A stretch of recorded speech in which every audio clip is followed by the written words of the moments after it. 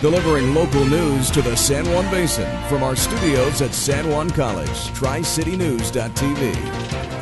Hi everyone. Coming up today, the state's PRC wants to help keep electric rates low. Everyone in New Mexico is being reminded about the dangers of wildfires this week. And the state begins work to protect Native children from violence and find more Native American foster homes. I'm Scott Micklin. It's nice to see you on this Wednesday. TriCityNews.tv is next.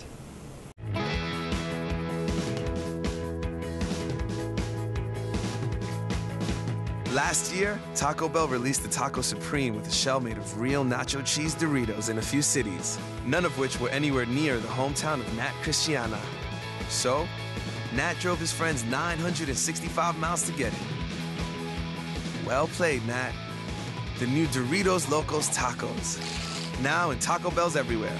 Sometimes you gotta live más. Public Regulation Commissioner Ben Hall has introduced a resolution backing a proposed state plan to help clean up emissions from the San Juan generating station. Under the plan, the Public Service Company of New Mexico, or P&M, could clean up the plant for 1/10 of the cost of the proposal from the Environmental Protection Agency. P&M estimates that the EPA plan would cost the company $750 million, causing electric rates to increase. The plan, supported by Hall, is estimated to cost $75 million and would have a minimal impact on ratepayers. P&M was on the agenda during Tuesday's Farmington City Council meeting. P&M had asked the City Council to approve a resolution authorizing the City Attorney, Jay Burnham, to enter into discussion with them about issuing $20 million in pollution control refund bonds. The bonds were originally issued back in 2007 for improvements and construction of solid waste facilities at the San Juan generating station. Burnham says there are two reasons to refund the bonds. There's a lower interest rate now, and the insurance on the bonds is worthless.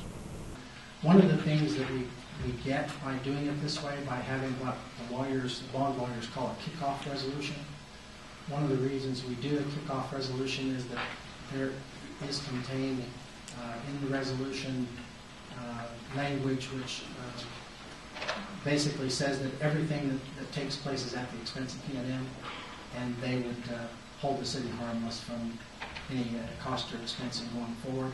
That's one of the reasons we like the resolution to be adopted up front before a lot of time and effort goes into preparing the ordinance. P&M needs to have approval from the Public Regulation Commission to proceed with the refund, so the City Council voted to table the issue until the PRC makes their decision. This week is dedicated Wildfire Awareness Week in New Mexico.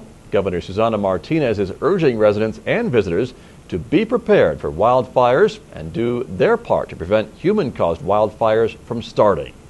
Since January 1st, the state has already experienced 75 wildfires. They've burned nearly 2,300 acres.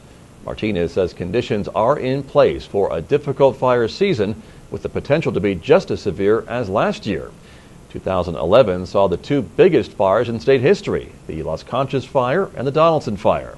This year's Wildfire Awareness Week theme, Where We Live, How We Live, Living with Wildfire in the Southwest. The governor's office says interagency partners have worked to train hundreds of firefighters in wildland fire skills, identify grant funding for equipment, and teach landowners how to reduce their wildfire threat through land treatment. Governor Martinez, along with the Children, Youth, and Families Department Secretary Yolanda Dines, are working to collaborate with tribal governments to protect American Indian children who are victims of abuse, while also asking the tribes to promote more American Indian foster parents. The discussion took place today during the Indian Child Welfare Conference at the Buffalo Thunder Resort in Santa Fe. Some more sunny spring weather today, and the next storm system, though, could be here by Sunday. Let's take a look at the weather forecast. We are expecting clear skies tonight with a low of 38 degrees.